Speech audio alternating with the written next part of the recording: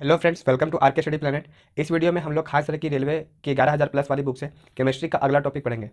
ये सारे question railway group D 2018, RRB JE 2014 और एनटीपीसी 2016 ये सब एग्जाम में पूछे गए हैं। दूसरे शब्द में हम लोग कह सकते हैं कि हम लोग रेलवे का क्वेश्चन बैंक को सॉल्व कर रहे हैं। इस वीडियो में हम लोग यौगिक का द्रव्यमान निकालने संबंधी प्रश्नों को देखेंगे। ठीक है, तो चलिए हम लोग शुरू करते हैं। देखिए, पहला क्वेश्चन जो बोला जा रहा है कि सल्फर डाइऑक्साइड का अपेक्षिक आणविक द्रव्यमान निकालिए।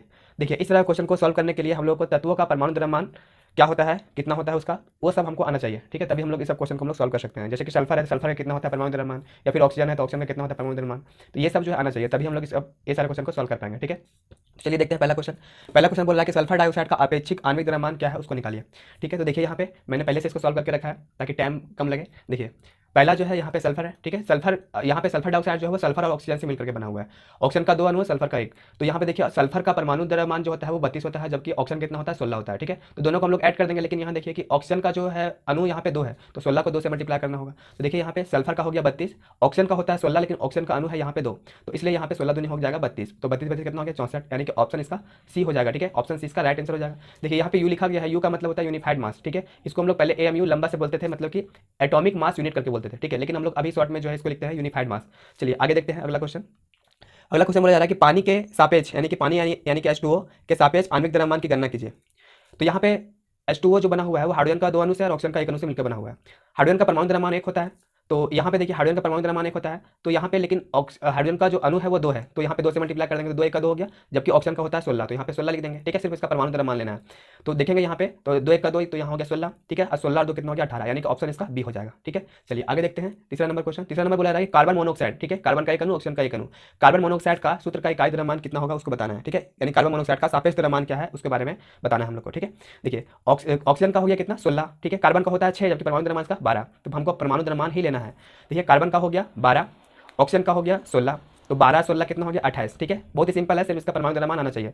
यानी कि जो तत्व दिया गया है यहाँ पे, ठीक है, जो एलिमेंट्स दिए गए हैं, कार्बन का जैसे 12 हो गया होता है, ठीक है, ऑक्सीजन का होता है 16, तो ये सब जो है हमको आना चाहिए परमाणु द्रव्यमान निकालना, तभी हम लोग इसको सॉल्व कर पाएंगे। देखिए कार्बन का हो गया कितना 12, ऑक्सीजन का हो गया कितना 16, तो 12 और 16 कितना हो गया 28, यानी कि 28 इसका राइट आंसर हो जाएगा, ऑप्शन नंबर ए, 3 का ऑप्शन नंबर ए। चलिए नेक्स्ट क्वेश्चन है 4 नंबर। 4 नंबर है कि बिना बुझा हुआ चूना, जिसको हम लोग कैल्शियम ऑक्साइड बोलेंगे, तो इसका सूत्र इकाई द्रव्यमान क्या होगा उसके बारे में बताना है। ठीक है, देखिए कैल्शियम का होता है 20 परमाणु संख्या, ठीक है, एटॉमिक नंबर होता है 20, इसका परमाणु द्रव्यमान देखिए परमाणु संख्या जो होता है वो क्या होता है कि अगर इसको दोगुना कर देंगे तो हम लोग को दोगुना, लगभग दोगुना के बराबर हम लोग कर देंगे तो वो हमारा परमाणु द्रव्यमान दे देगा। जैसे कि यहाँ 20 है तो कैल्शियम का कितना हो गया 20 दूनी 40। ठीक है, उस तरह देखिए यहाँ पे ऑप्शन का कितना है 8 है, तो 8 दूनी कितना हो गया 16, तो इसको जोड़ देना है ऊपर वाला, सिर्फ हो जाएगा कितना 40 और 16। ठीक है, कैल्शियम का हो गया 40 और ऑक्सीजन का हो गया 16, यहाँ पे ऑक्सीजन, ठीक है, ऑक्सीजन का हो गया 16, तो हो जाएगा कितना, तो 40 और 16 हो जाएगा 56। ठीक है, चलिए आगे देखते हैं हम लोग। तो 6 नंबर क्वेश्चन देखते हैं। देखिए 6 नंबर है कि कार्बन डाइऑक्साइड का सापेक्ष आणविक द्रव्यमान कितना होगा उसको निकालना है। ठीक है, कार्बन डाइऑक्साइड का सापेक्ष आणविक द्रव्यमान कितना होगा, कार्बन डाइऑक्साइड यानी कि CO2 का निकालना है। ठीक है, कार्बन डाइऑक्साइड बनता है कार्बन का 1 अणु, जबकि ऑक्सीजन का 2 अणु। कार्बन का परमाणु संख्या 6, परमाणु द्रव्यमान 12, ऑक्सीजन का परमाणु संख्या 8, उसका परमाणु द्रव्यमान 16। देखिए 12 16 को क्या कर देंगे, ऐड कर देंगे, लेकिन यहाँ पे क्या है ऑक्सीजन का 2 अणु है, तो 16 को हम लोग 2 से मल्टीप्लाई करना पड़ेगा। ठीक है, देखिए एक कार्बन के लिए परमाणु द्रव्यमान इसका 12 होता है, यहाँ 12 लिख दिए, प्लस यहाँ पे ऑक्सीजन जो है वो कितना है 16। ठीक है, लेकिन यहाँ पे ऑक्सीजन का 2 अणु है, तो यहाँ 16 दूनी हो गया 32, तो 32 और 12 कितना हो गया 44, यानी कि 44 इसका राइट आंसर होगा ऑप्शन नंबर ए। ठीक है, 6 का ऑप्शन नंबर ए। चलिए नेक्स्ट क्वेश्चन देखते हैं 7 नंबर।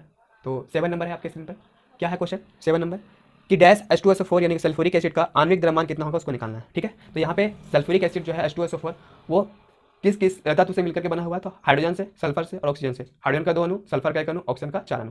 देखिए हाइड्रोजन जो है इसका परमाणु द्रव्यमान 1 होता है, ठीक, तो यहाँ पे लेकिन 2 दिया हुआ है, तो इसको 2 से मल्टीप्लाई करेंगे यानी 1 गुना 2। ठीक, और सल्फर का देखिए तो सल्फर का कितना होता है 32 होता है, सल्फर तो एक ही है ना, तो यहाँ सिर्फ 32 ही लिखेंगे। फिर प्लस ऑक्सीजन का देखते हैं तो ऑक्सीजन का होता है 16 परमाणु द्रव्यमान। ठीक है, ऑक्सीजन का परमाणु द्रव्यमान 16 होता है, लेकिन यहाँ ऑक्सीजन का 4 अणु है, तो यहाँ पे 4 से गुना कर देंगे। ठीक है, तो हो जाएगा कितना 16 चौके 64 और 2 1 का 2, यानी 64 32 और 2 तीनों को जोड़ेंगे तो मेरा आएगा 98। ठीक है, 98 यू, यानी ऑप्शन नंबर डी इसका राइट आंसर हो जाएगा। चलिए नेक्स्ट क्वेश्चन देखते हैं हम लोग। तो नेक्स्ट क्वेश्चन है कि कैल्शियम क्लोराइड, ठीक है, कैल्शियम क्लोराइड सूत्र का इकाई द्रव्यमान कितना होगा। कैल्शियम का परमाणु संख्या 20, परमाणु द्रव्यमान होता है 40। देखिए लगभग कैसे, लगभग का पूरा दो गुना है। ठीक है, यहाँ पे क्लोरीन का जो है वो लगभग देखिए 17 दूनी 34 होता है, लेकिन यहाँ पे इसका होता है 35.5 क्लोरीन का। ठीक है, तो लगभग लगभग क्या है, मतलब कि परमाणु संख्या से लगभग 2 गुना है। ठीक है, तो कुछ कुछ का सिर्फ याद रखना पड़ेगा, जैसे कि 17 दूनी 34 होता है, लेकिन इसका याद रखना पड़ेगा 35.5। ठीक, तो यहाँ हो जाएगा कैल्शियम क्लोराइड का हो जाएगा, देखिए कैल्शियम का कितना होगा 40 यहाँ ले लिया, क्लोरीन जो है वो 2 है, तो 35.5 को हम लोग 2 से मल्टीप्लाई कर देंगे।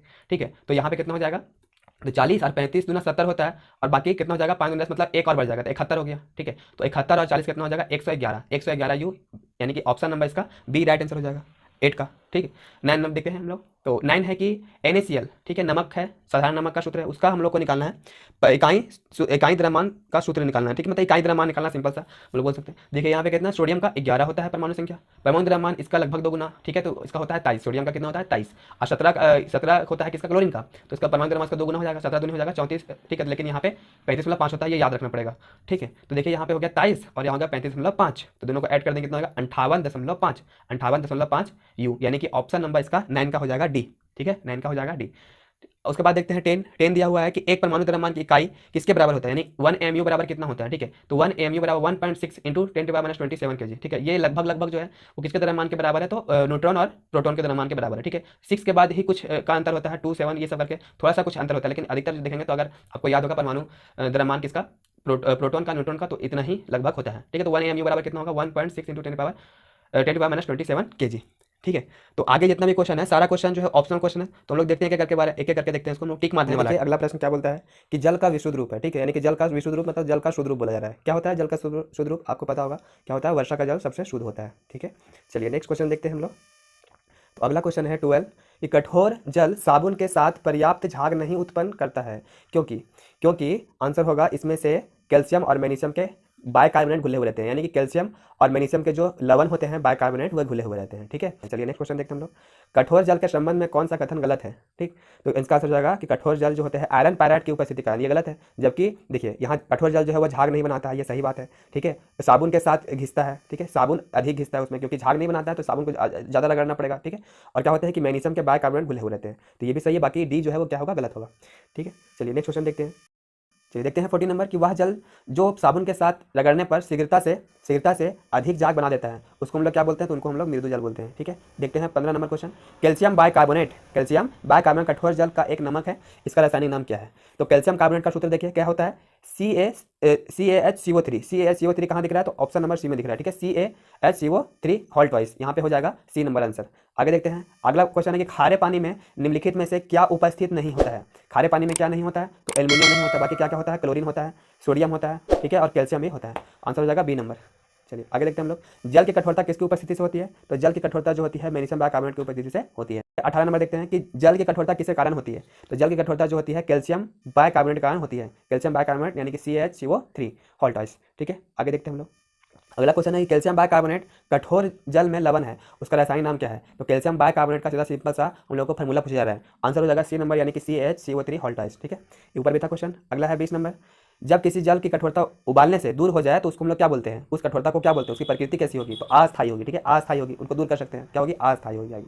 चलिए 21 नंबर देखते हैं। 21 नंबर है कि जल की संशुद्धि में कौन सा रसायन प्रयुक्त होता है, तो जल की संशुद्धि में पोटेशियम परमानेंट प्रयुक्त होता है, पोटेशियम परमानेंट प्रयुक्त होता है। चलिए आगे देखते हैं 22 नंबर क्वेश्चन। तो 22 नंबर बोला जा रहा है कि पानी की अस्थायी कठोरता को किस प्रकार से दूर किया जा सकता है, तो पानी की अस्थायी कठोरता को कैल्शियम हाइड्रोक्साइड, ठीक है, कैल्शियम हाइड्रोक्साइड का प्रयोग करके दूर किया जा सकता है। कैल्शियम हाइड्रोक्साइड जिसको हम लोग बोलते हैं बुझा हुआ चूना, ठीक है, कैल्शियम हाइड्रोक्साइड क्या होगा, बुझा हुआ चूना, इससे हम लोग दूर कर सकते हैं। चलिए देखते हैं 23 नंबर। भारत में नगर पालिका जल को उपचार सहायता किससे होता है, तो सिंपल से क्या हो जाए, क्लोरीन से होता है, ठीक है, क्लोरीन से होता है।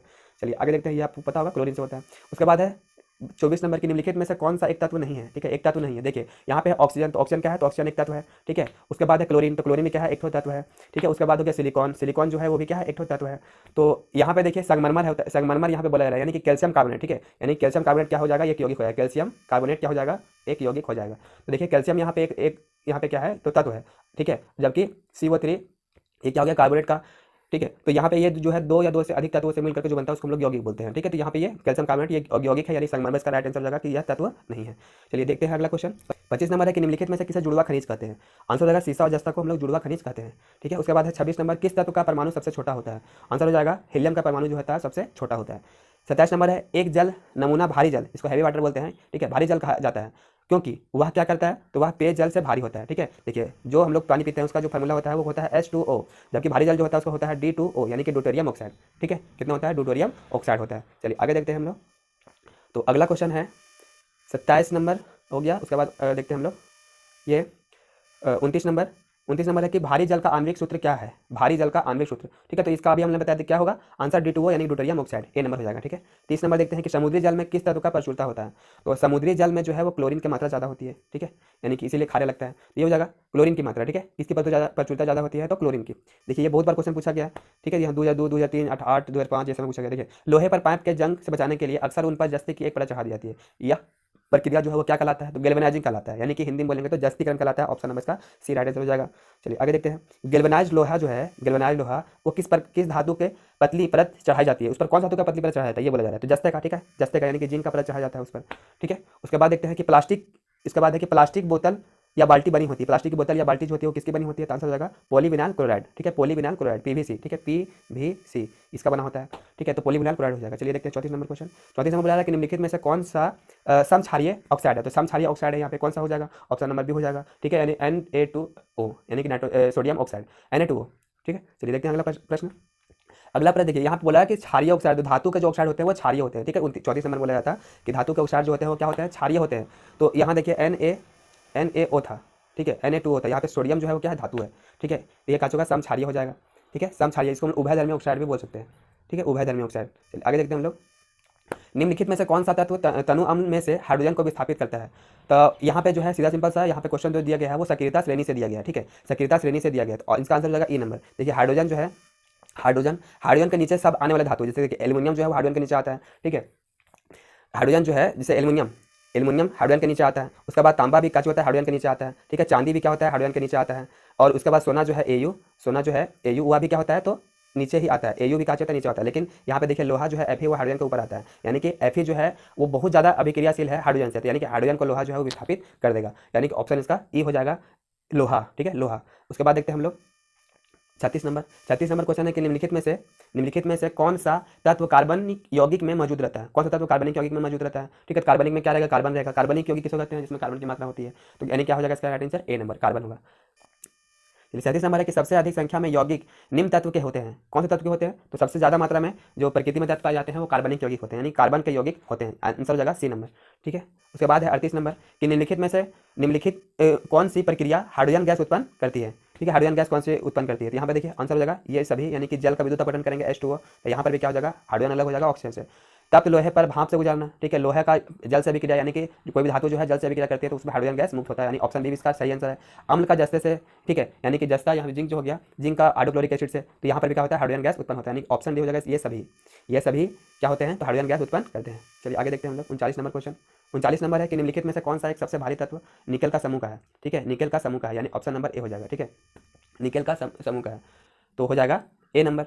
आगे देखते हैं हम लोग। अगला क्वेश्चन है कि कॉपर सल्फेट को किस धातु के डिब्बे में रखा जा सकता है। तो कॉपर सल्फेट को सिल्वर, ठीक है, यानी कि चांदी के डिब्बे में रखा जा सकता है। 40 नंबर है कि कॉपर सल्फेट को किस धातु के डिब्बे में रखा जा सकता है। आंसर हो जाएगा इसका चांदी के डिब्बे में, ठीक है। उसके बाद हो जाएगा 41 नंबर कि इसमें आयनिक और सहसंयोजी बंधन दोनों उपस्थित होते हैं। तो देखिए आयनिक बंधन किसको कहते हैं, तो आयनिक बंधन कहते हैं जहाँ पे इलेक्ट्रॉनों का आदान प्रदान से जो बनता है उसको हम लोग सहसंयोजी बंधन बोलते हैं, ठीक है। जो आयनों का आदान प्रदान से बनता है उसको हम लोग आयनिक बंधन बोलते हैं, जबकि इलेक्ट्रॉनों का आदान प्रदान से जो बनता है उसको हम लोग बोलते हैं सहसंयोजी बंधन। तो इसमें कौन सा हो जाएगा जो दोनों को नियम को जो फॉलो करता है, ठीक है, इलेक्ट्रॉनों का आदान प्रदान करता है और आयनों का भी। आंसर इसका हो जाएगा डी नंबर, यानी कि सोडियम हाइड्रोक्साइड, ठीक है।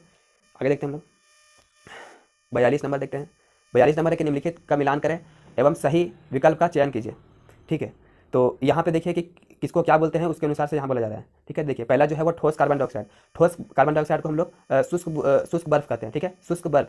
उसके बाद है कैल्शियम कार्बोनेट, तो कैल्शियम कार्बोनेट को हम लोग क्या बोलते हैं, तो संगमरमर बोलते हैं, ठीक है, अभी ऊपर हमने बता दिया था। उसके बाद है कार्बोनिक एसिड, ठीक है, कार्बोनिक एसिड किसको कहते हैं, सोडा वाटर को, ठीक है, कोका कोला ये सब में ये होता है कार्बोनिक एसिड। उसके बाद है सोडियम बाइकार्बोनेट, तो सोडियम बाइकार्बोनेट इसको हम लोग बेकिंग सोडा भी बोलते हैं, ठीक है, यानी कि ऑप्शन ए हो जाएगा, ठीक है। तो यानी कि इसके अनुसार जो है ऑप्शन इसका ए हो गया, ए का 2, बी का 3, सी का 4 और डी का 1। चलिए आगे देखते हैं।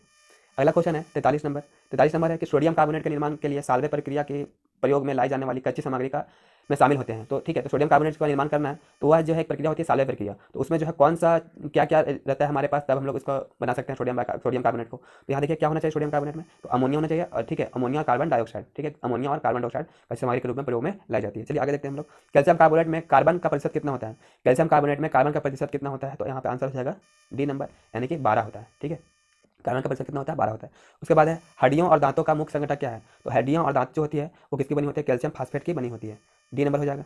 46 नंबर देखते हैं। हाइड्रोजन में सर्वाधिक प्रभावशाली ऑक्सीकरणकर्ता कौन है, हेलोजन में।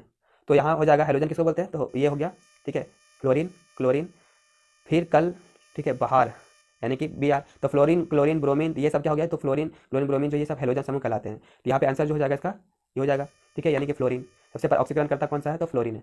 उसके बाद देखते हैं 47 नंबर की कार्बन मोनोऑक्साइड की अभिक्रिया 300 डिग्री पर हाइड्रोजन से कराने पर बनती है, क्या बनती है, मीथेन गैस बनती है, ठीक है, कार्बन मोनोऑक्साइड की अभिक्रिया हाइड्रोजन से कराने पर मीथेन गैस बनती है। उसके बाद है अगला क्वेश्चन कि दूध का उदाहरण दीजिए, दूध क्या है, तो दूध एक इमल्सन है यानी कि पायस है। आगे देखते हैं 48 हो गया। उसके बाद देखते हैं ये 49 नंबर क्या था, तो 49 नंबर यहाँ पे शायद नहीं आया, तो मैं इसको पढ़ देता हूँ 49 नंबर। तो देखिए 49 नंबर जो क्वेश्चन है, तो 49 नंबर बोल रहा है कि जल में, ठीक है, आप सुन लीजिए कि जल में सबसे कम घुलनशील गैस कौन सी है, तो जल में सबसे कम घुलनशील गैस जो होती है वो नाइट्रोजन होती है। ऑप्शन में यहाँ दिया हुआ है नाइट्रोजन यानी N2, ठीक है, नाइट्रोजन दिया हुआ है ये।